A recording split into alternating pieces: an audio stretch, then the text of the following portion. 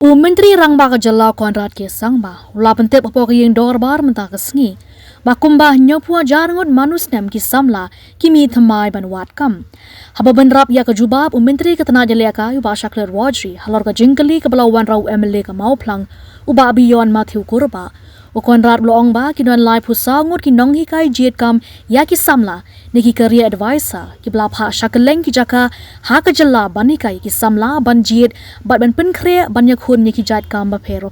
Conrad ulong ba ke sorkar ke labo ya kathong ha Snem arja lai po ban kenjo ya ka yok akot ke ba $10 billion ban na ka ni ka daw kelap hai khmat kerpang ha ka ba bon ki jat kam kum ha kam jengokai ha ka ba ka labo thong ban penyok kam kum ba san phu saw Hajar ngut ha Snem arja lai po na lor kiwe kitanan.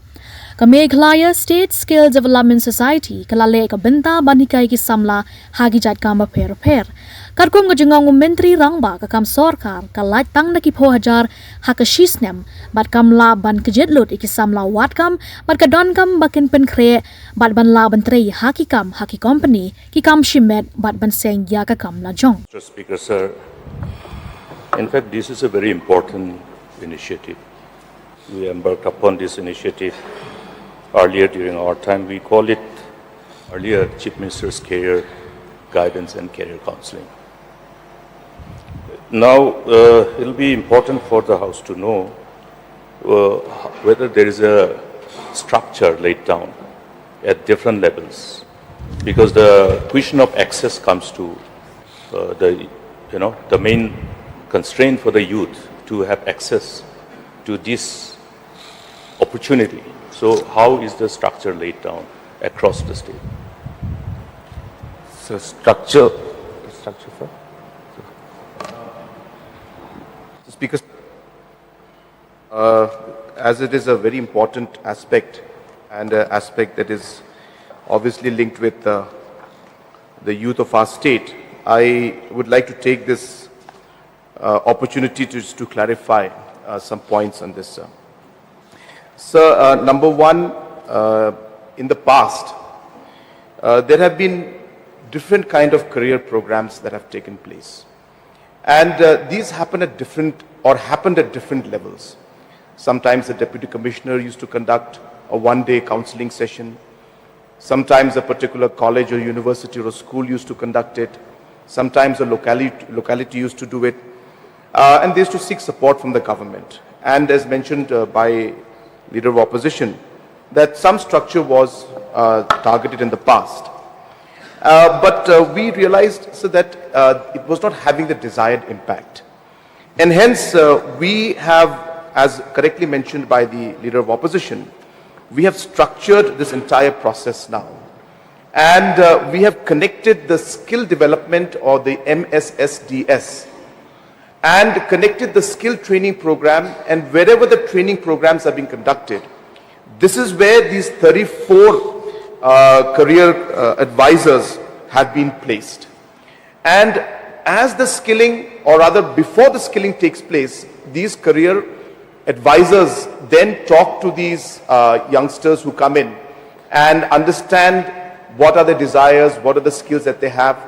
And as I said, these people have then now been under an umbrella program where an agency trains these 34 career advisors, and then they are placed in different parts of the state, in different training centers which are providing the skill development.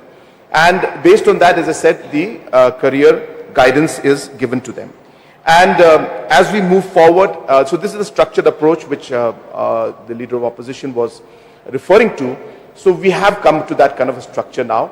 And now we are quite hopeful, sir, that we'll be able to expand this now at a much larger scale. Apart from that, the Honorable Minister had mentioned already in his reply, but I'll just repeat some of that, that while the MSSDS now has been treated as the nodal agency, which will now work towards providing the counseling in a structured manner through the skilling agencies, which could be private as well as some government. And that's how we'll move forward. But apart from that also, so we have many other levels at which training programs or counseling programs are happening. The Chief Minister's Youth Development Scheme Under that also many counseling programs are taking place. We have counseling programs that take place even under the Yes Meghalaya program, where different agencies are supporting in that. So apart from that also, as I said, we have unstructured or independent counseling programs that are taking place. But the structured one, which the Honorable Leader of Opposition was referring to, is now being done by the MSSDS. And as I said earlier, they were happening in bits and pieces, but now we are linking it with skills, and in every skill training center, a career advisor is placed, and this career advisor speaks to the youths before they go or embark into a particular skilling program. Mr. Speaker, sir. Yes,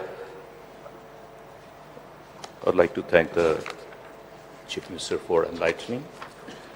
Now here, what is important for us to know is the available job spaces, both in government sector and the private sector. Now, therefore, whether this structuring is designed in that direction to ensure that the job spaces available in the government sector, the youth are aware of the career path in diverse sectors. We have created quite a robust career path chart, which was done very efficiently by one of the deputy commissioners then. Based on some past experiences, we can always leverage upon and see how we can, because all through these years, what is pertinent for us to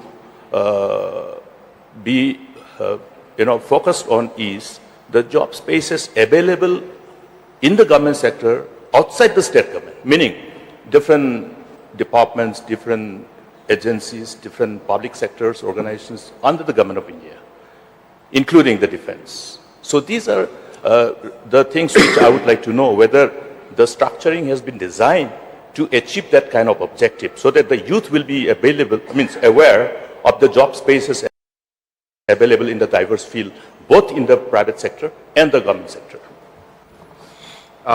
Thank you, sir. This is a very, in fact, important question that has been asked.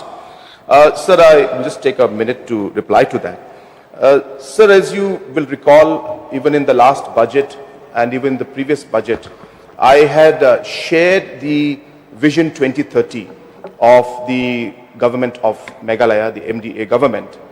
And sir, if you recall in the presentation which I had made during the reply, I had actually mapped in every sector what is the kind of job opportunity that we are expecting.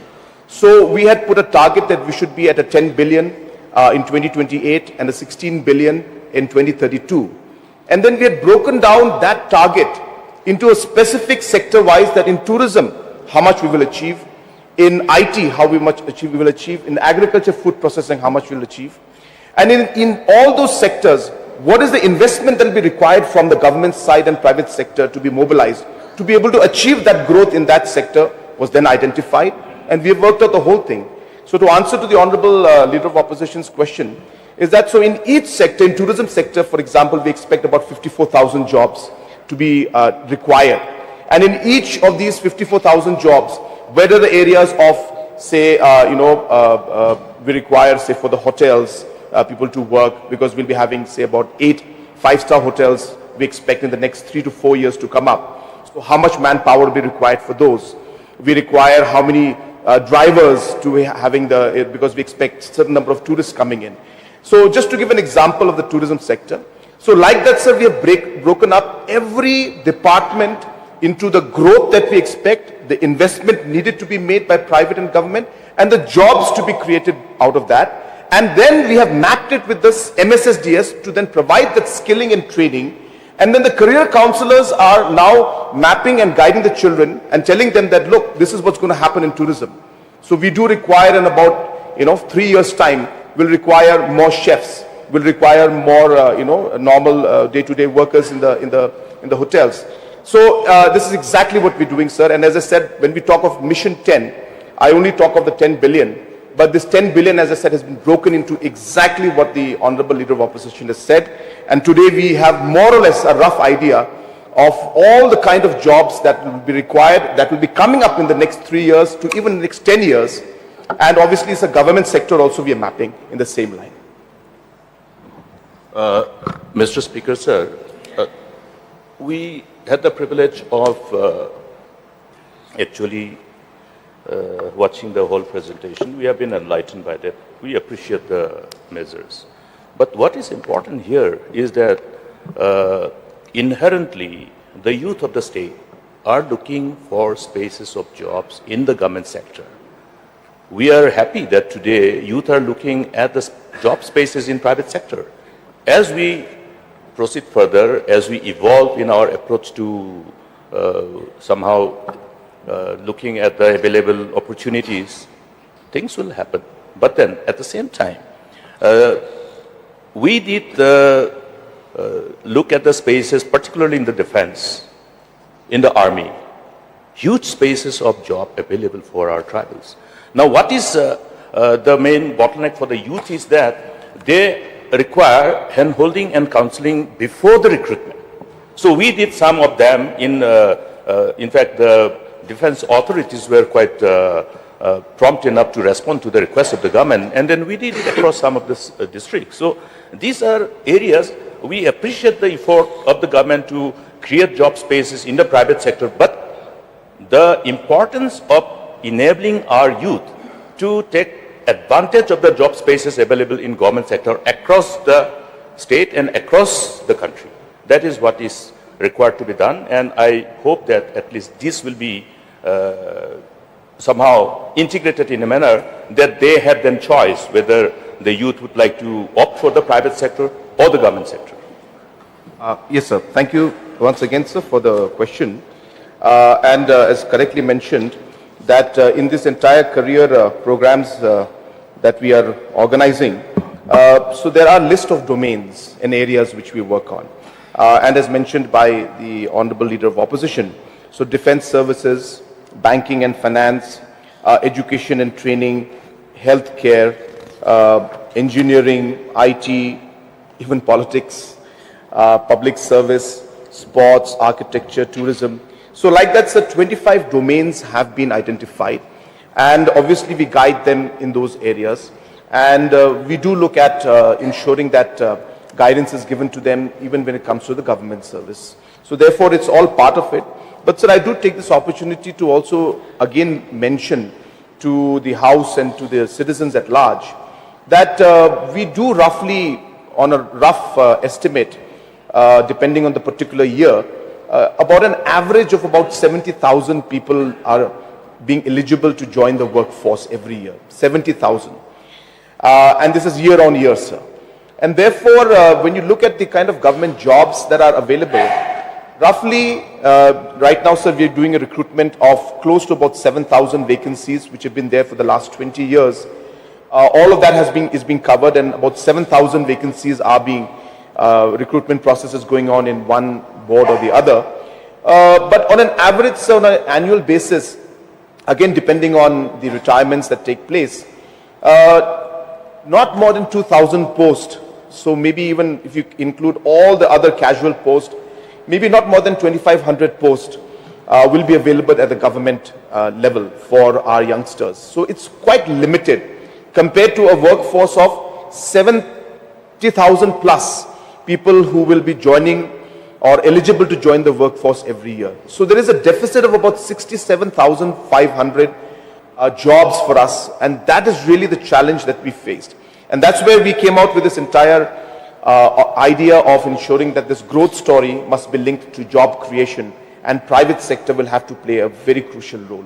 So where I appreciate the Honorable Leader of Opposition's suggestions, and we've taken the suggestions and we are already working on most of them, sir, I just thought it's good to just mention to the House that at the end we will need to see the growth in the private sector to be able to actually cater to the need of about 67,500 youths every year who will be eligible to join the workforce. And that's the reason why we are coming up with a more holistic plan. And this career guidance and career program that we have, counseling program that we have of career advisors, is also part of the overall larger plan that we have.